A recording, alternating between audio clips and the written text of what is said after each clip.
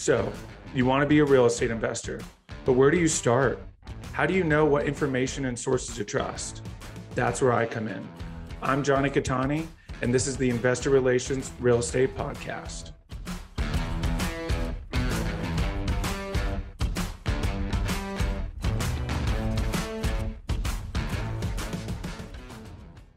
Hey guys, real quick, before we start, go to investwithcattani.com and download my free ebook, Is Commercial Real Estate Recession Proof?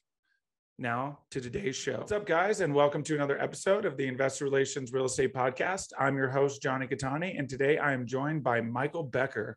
Michael is a co-founder and principal at SPI Advisory, LLC, and heads SPI's Dallas, Texas office, where he oversees all aspects of property operations, including asset management, property management oversight, accounting and taxation, capital improvement and renovation projects, and investor relations.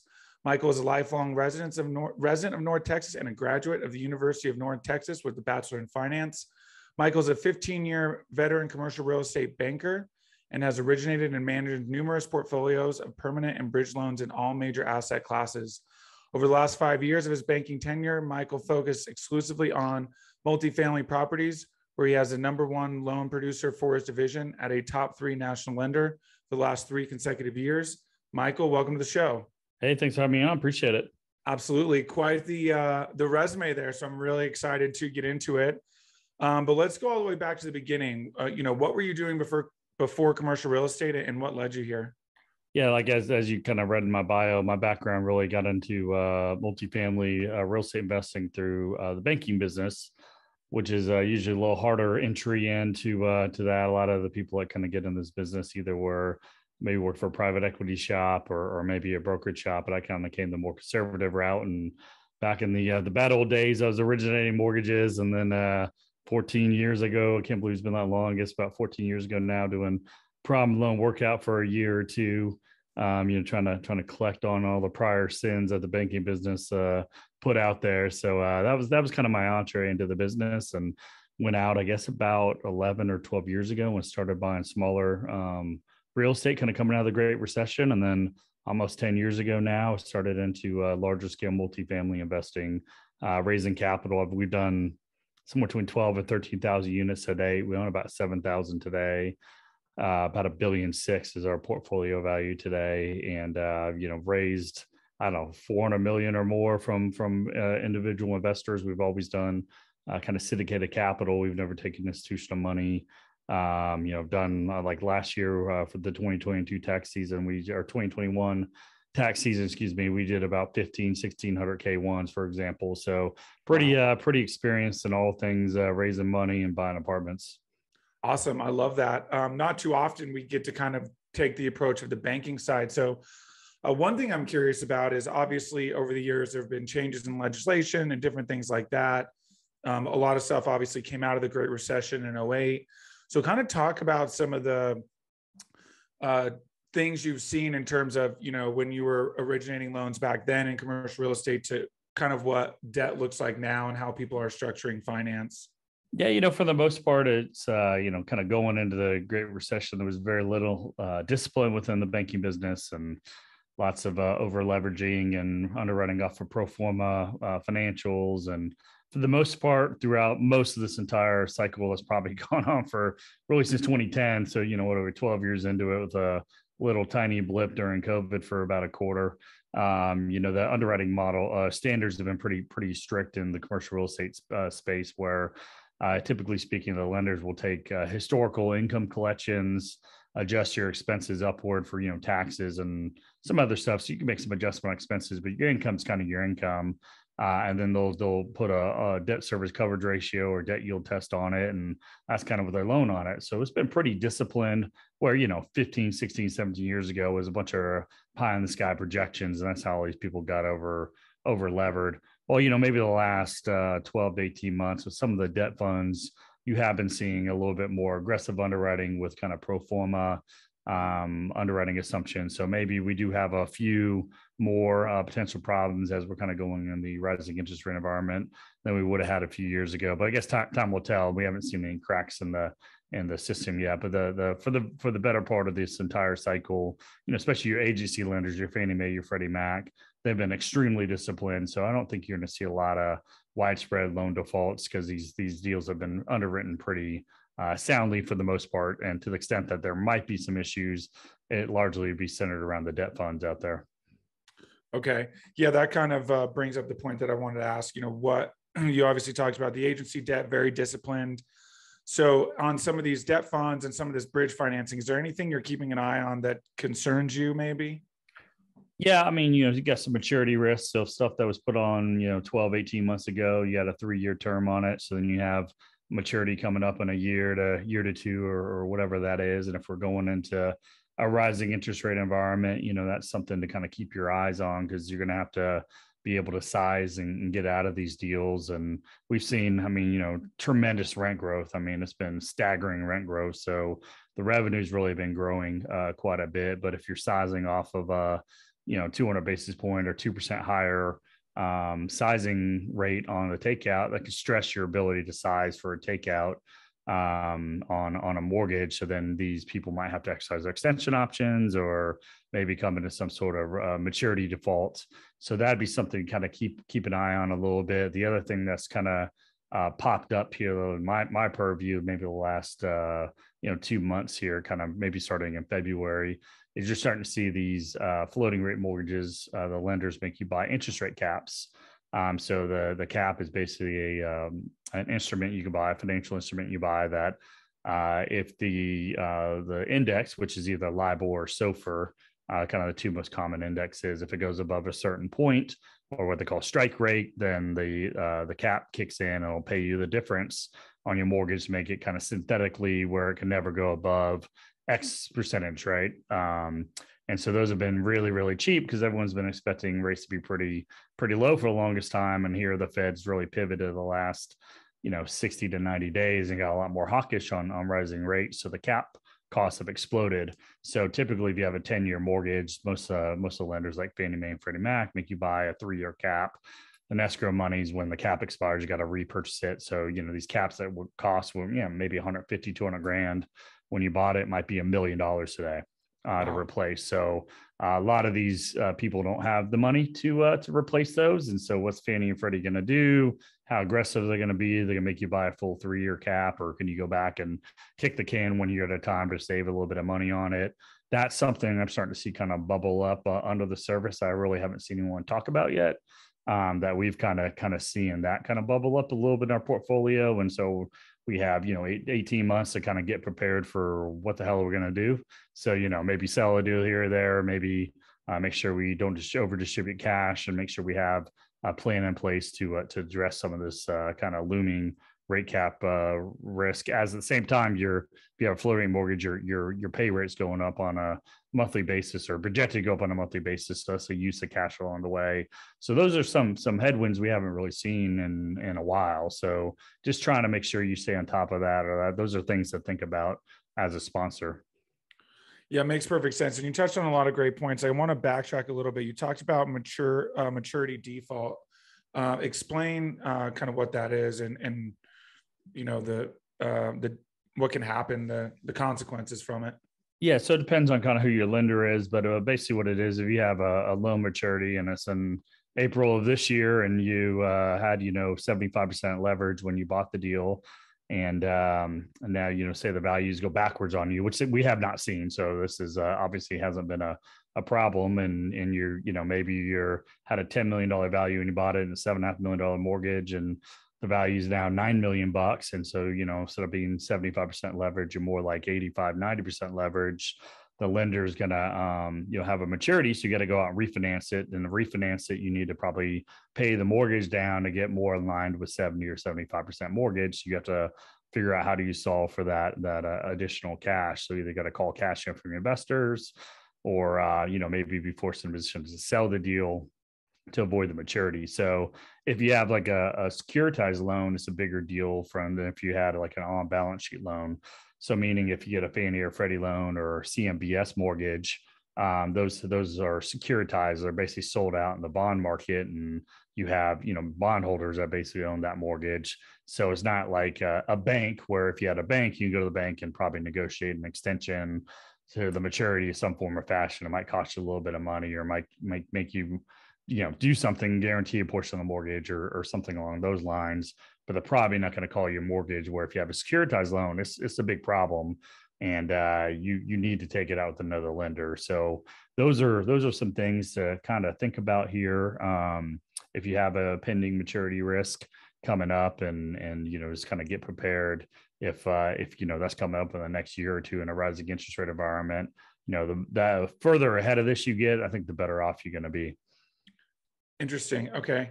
I have not really heard of that too much. And like you said, it hasn't really been anything that's come up in the recent years. So we're something we've needed to worry about, I guess, as of late, but as interest rates going up, something to keep an eye on.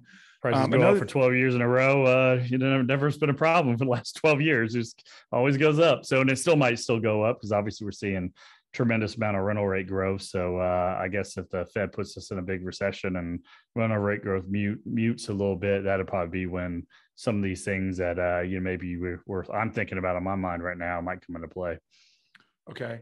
Yeah. And some of us who are newer to the industry have obviously not really had to pay attention to these things. So something to keep an eye on, and hopefully we don't, some of these operators don't learn that lesson the hard way. Another thing you touched on was Libor versus Sofer. I was speaking with a previous guest before, and they mentioned that everything's based on Sofer now, but the Libor is still potentially a play. Talk about, the difference and why lenders choose one over the other. Yeah, Libor was the dominant index until approximately, not even a year ago, less than a year ago is when the transition really switched over. Libor is a London Interbank offering rate, I believe is what the acronym stand for, and Sofer is a secured overnight funding rate. So basically the regulators felt that the Libor rate was rigged by a couple banks over in London. So they decided to make all the federally insured institutions switch over. So, most commonly people are using Sofer. That's what Fannie and Freddie use, and that's kind of most common nowadays. The other one is BSBY, which is the Bloomberg, I don't know, BSBY. I can't remember what the heck that acronym stands for. That's the other one I've seen out there. But, if you have a loan that you put on 12 months ago or 24 or 36 months ago, it was most likely written on a Libor contract. So that is in force in effect throughout the term, unless they stop doing the index, which will then convert over to Sofer. But most of these on Libor. So there's still Libor rate caps available out there, because there's still trillions of dollars, I'm sure, of paper written on Libor as the index. So that's kind of in the process of being sunsetted out right now. Got it. Okay. That makes sense. Makes perfect sense. And so this kind of brings it more locally here, in which our bank is. So the Sofer is just the U.S. central banks then. Yeah, that's right. So it's basically kind of set by the repo rates that the federal government kind of essentially does, or the Fed does. So they're pretty similar to Libor. Functions pretty similar overall, but Sofer is the new thing that after they phased Libor out. Got it. All right, makes perfect sense. Appreciate that explanation. So let's kind of get into now talking about your guys' business. Obviously, you said you're about 1.6 billion now in total assets. Kind of talk about that progression. What have been some keys in your scaling and your partnerships and things like that have really helped you guys scale at this rate? Yeah, sure. So we started out and bought our first deal in 2013. So we're in our 9th year now. We started doing a lot of value add workforce housing, and it's all been in Texas. So we've been started in Dallas, expanded to Austin, expanded to San Antonio. So Dallas, Fort Worth, Austin, San Antonio is kind of where the portfolio is. Started doing workforce housing. So in Texas, thinking like 1960s or 1970s kind of for year construction. Then we kind of transitioned. So kind of C class, then transition to kind of B class, which is like 80s or 90s. And then now kind of what we focus on is A to kind of A minus. So generally, 20 years or younger, year 2000 or newer. That's kind of the bulk of the portfolio. And really what drove most of that is two things. One, buying the first deals. I mean, we're buying these deals at 30,000 a unit and 8.5 caps. And then, we successfully, went through our business plan, Market's been strong, so rental rates have grown, cap rates compressed. We sold a bunch of sold these deals for big profits, looked like geniuses, and part of that was us, and part of that was the market, and then we took the opportunity to kind of trade up to bigger deals because our ability to attract capital was much greater after we had a track record relative to when we first started. So part of it's naturally just trying to do bigger deals and needing to buy more expensive stuff, and then two, the cap rates really have kind of compressed over the years. So where it used to be, when I started in 2013, the first deals you bought, like I said, you could buy a brand new Class A deal in Dallas Fort Worth for like a 5 cap back in 2013. A B deal was like a 6.5 cap, and a C deal was like 8 to 8.5 cap rate. And fast forward today, I mean, they're all basically on top of each other, plus minus 4%, with probably most of these deals being minus 4% here lately. So, what used to be a 250 to 300 basis, or 300 to 350 basis point spread between the top of the grade and the bottom of the grade is all within, a 0.5% to 1% or 50 to 100 bips of each other. So to us, it doesn't make sense to pay the same or similar cap rate for something built in 1974. I could for something built in 2004, 2020, really, for that example. So we took the opportunity to kind of trade up. Now, we bought these deals that are 8.5 cap, and sold a lot of the first deals around 6 caps, not knowing they're going to go to 4. Otherwise, we might have held on a little bit longer, but that's always easy with the benefit of hindsight. Yeah, absolutely. Right. We could all be millionaires with hindsight for sure. Yeah. Obviously still did very well for you and your investors on those exits. So kind of talk about, you obviously transitioned from C, now a little bit more focused on the A class. Is there any development or anything you guys have your eyes on potentially, or are you still staying in that kind of early 2000s vintage? Yeah, we haven't decided to do any ground up, but we have been buying several deals straight from the developers. Like we're actively got 2 deals right now. That's both the case. We're buying them straight from the original developer on the deal.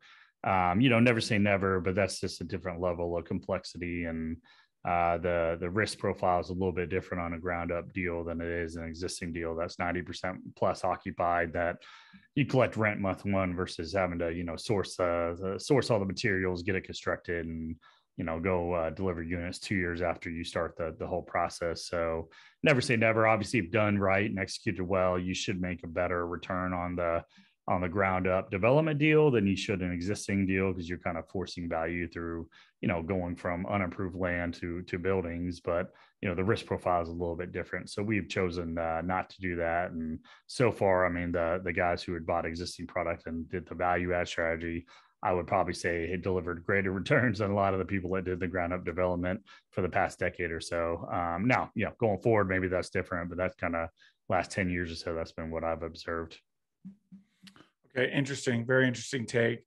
It makes perfect sense, right? Obviously, over the last 10 years, the rebuild has kind of been not really there, which I think is kind of lending itself to a bit of our supply issue as well. And now I think you're starting to see more people.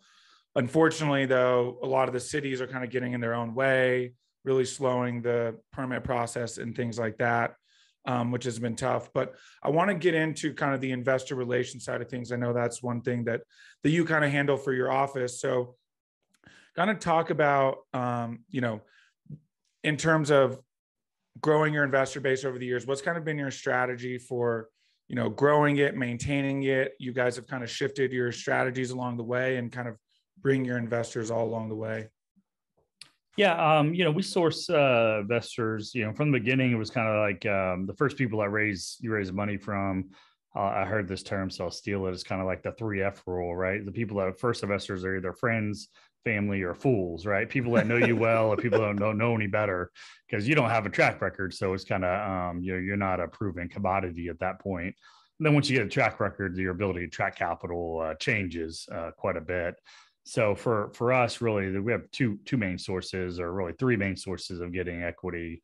One is referral at this point, because we have so many successful deals and so many people that given us $1 and we're giving them 2 or more back over a relatively short period of time, that they kind of tell their friends about it and just kind of naturally get a lot of referrals. The other one would be I co-host a podcast that have been for 8 or so years now. It's called Old Capital Real Estate Investing Podcast, Old Capital Podcast, to do with Paul Peebles.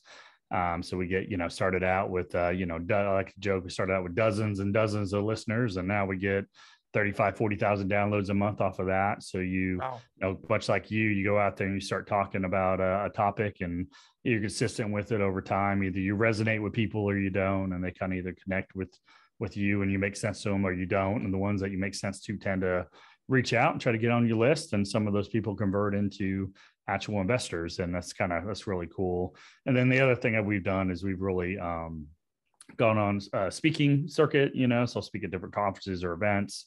And then two different guys over the years. There's really just one group now that occasionally we'll co-sponsor a deal with, or we bring the deal if it's a really large equity raise, they have a really big list, and they'll kind of come in, take a piece of the general partnership, and help us get the deal done. So from time to time we do that. I've seen a lot of people on a smaller scale where they're call together 3 or 4 individuals, go out and kind of get a small little sponsor group together and kind of pool their databases together to get these deals done. So that's been an effective tool I've observed from other people as they're starting out, kind of group together and to do some of these transactions. So I actually helped my brother-in-law do a deal, and most of the people were his, but I kind of gave him a little push with a couple of my folks here recently as well. So that's an effective tool kind of starting. But most of our database is probably taking money from, I don't know, like 1,400 unique individuals over the years. Like I said, I did 1,500, 1,600 K1s. Some of those people come in, about half the people are repeat investors, half are kind of one and done, just kind of seems to be the way it is. And,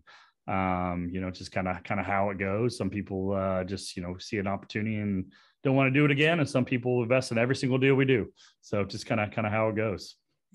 Any idea why they don't want to repeat, especially after a successful investment? Either they don't like me, I don't know, or they just feel like a lot of people have a hard time with the concept of I could have paid 50,000 for this deal, and now it's 80,000, and then a few years from now it went to 120,000, and they think that the market's going to crash at any given time. And seeing, like I was saying, there's some clear headwinds today that we haven't had in recent past, but the kind of the tailwinds are 15% rent growth, which we've never seen in the past either. So right. Some people get nervous about it and they say, okay, I've put 100,000, turned it into 200,000. I'm going to wait for the market to crash. And they've been waiting for 5 years. And I think a lot of it is probably that. And it's not just, I don't take it personally. It's not me. It's just kind of their investment philosophy. And they just get a little nervous about, is this market really have the legs that it has? And heck, I didn't think it had what it turned out to be when we first started. I mean, if you had told me the deals we bought for 30,000 would now be trading at like 120,000, I never would in my wildest dreams envision that to be a decade later where we are. But that's kind of where we have been in Texas. Yeah, it's getting crazy. There's even, I'm not sure if like Austin and some of your prime markets are seeing this, but Phoenix is seeing like over 250,000 a door now. So it's getting crazy. And Phoenix is like 2.5x on value in like 4 years. I mean, Phoenix is unbelievable.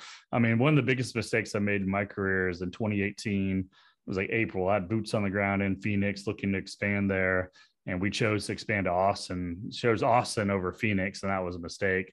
And Austin's been great, but like Phoenix has just been parabolic. It just is unbelievable where the growth and rents and valuations have really gone. And Austin's probably, right up there as well, but it's nothing like Phoenix has been. Yeah, it's been crazy.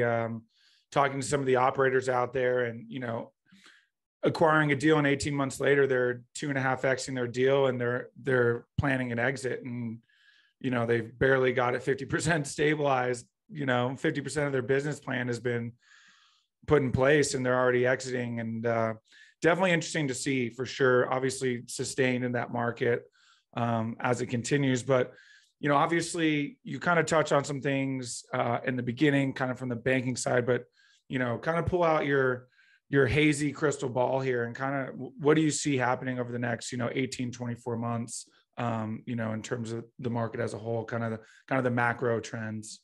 I think I'm a little cautious right now, just because we're still doing transactions. I'm just trying to be cautious because I mean the Fed is for the first time in memory they're getting extremely hawkish. So it's really hard to fight the Fed. So it's works both on the way cutting interest rates as well as a rising interest rate environment. They're pretty clear with what they're saying. They're gonna hike at least another 200, if not more, basis points here in a very short period of time.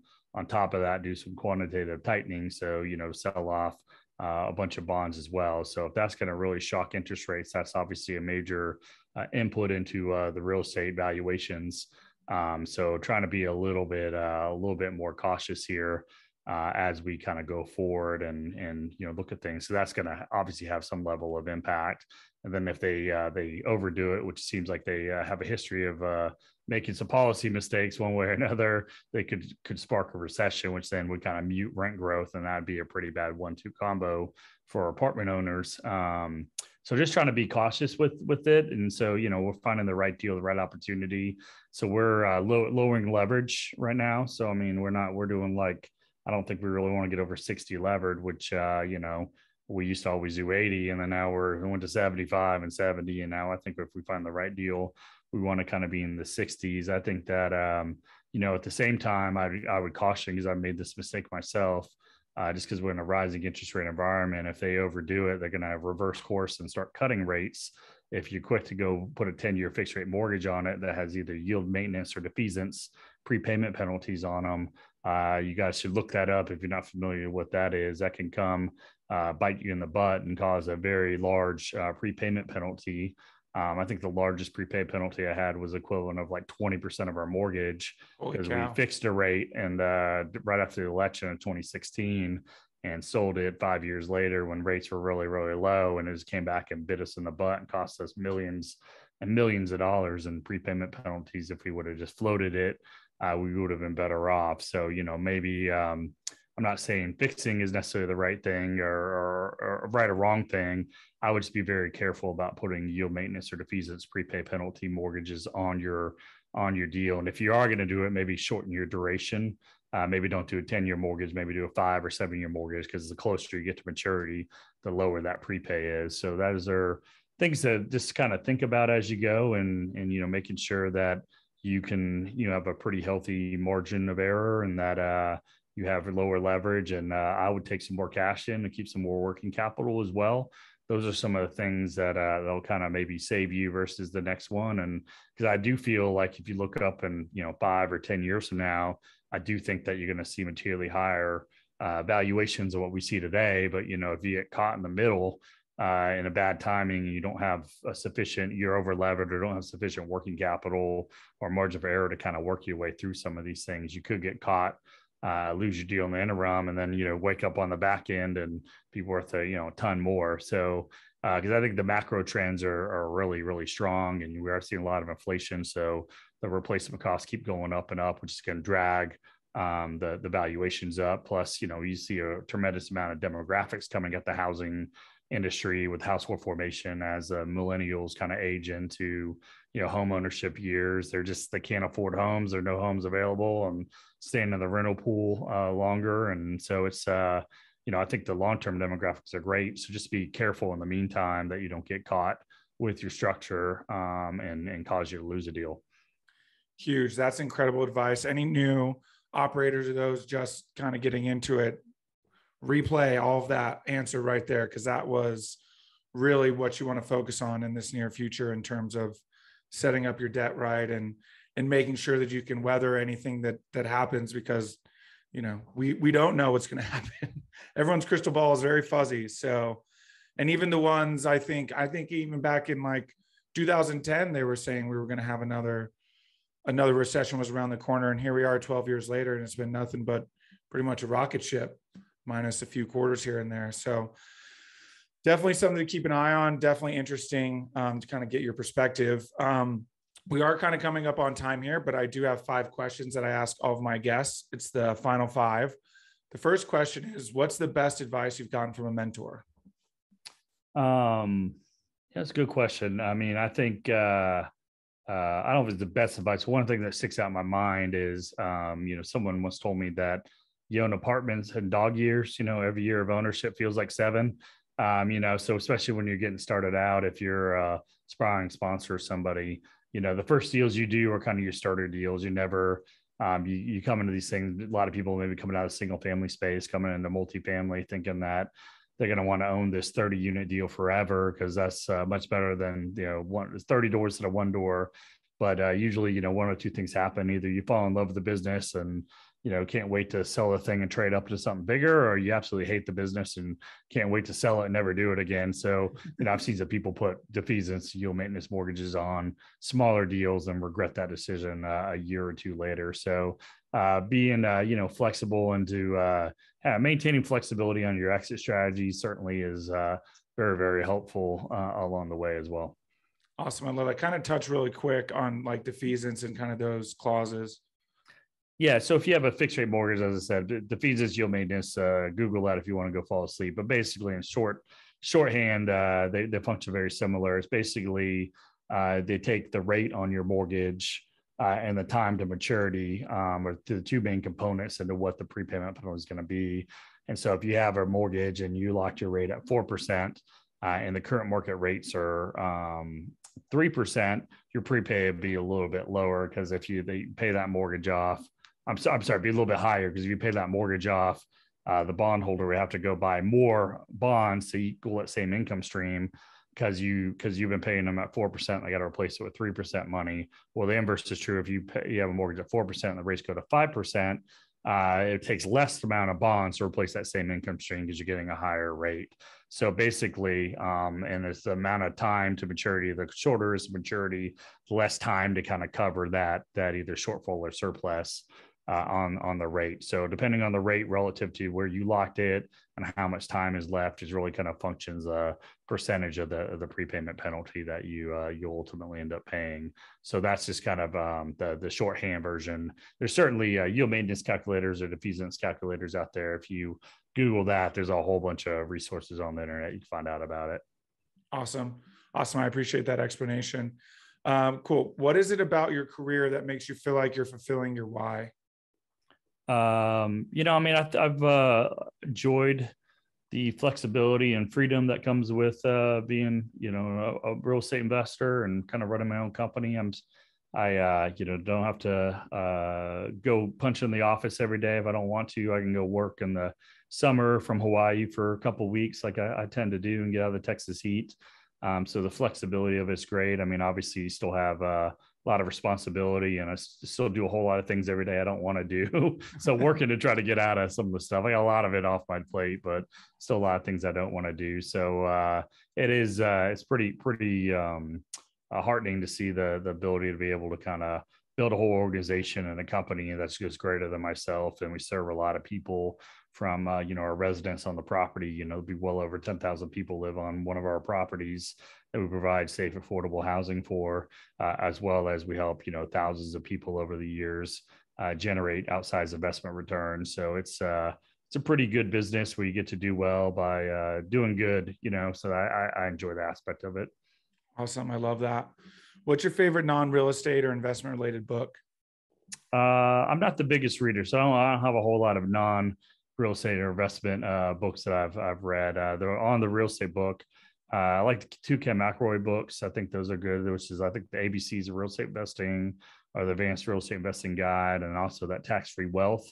I guess I would say Tax-Free Wealth, which is not a real estate book, but I think that's really a good explanation, high level of the tax code, and a lot of ideas you can take to your tax professional to help kind of structure these deals properly in a tax efficient manner. Absolutely love that. That's so huge. Definitely one of the key aspects to this industry for sure is that kind of the tax incentives that are available. If you could have any superpower, what would it be? I don't know what was superpower. Maybe I guess the ability to kind of see in the future would certainly be helpful. I don't know if that's a superpower or not, but if you knew what was going to come up in the next year or two, it would certainly help you plan a little bit better and would avoid some of the mistakes we made along the way. But I think that would certainly obviously be very, very helpful.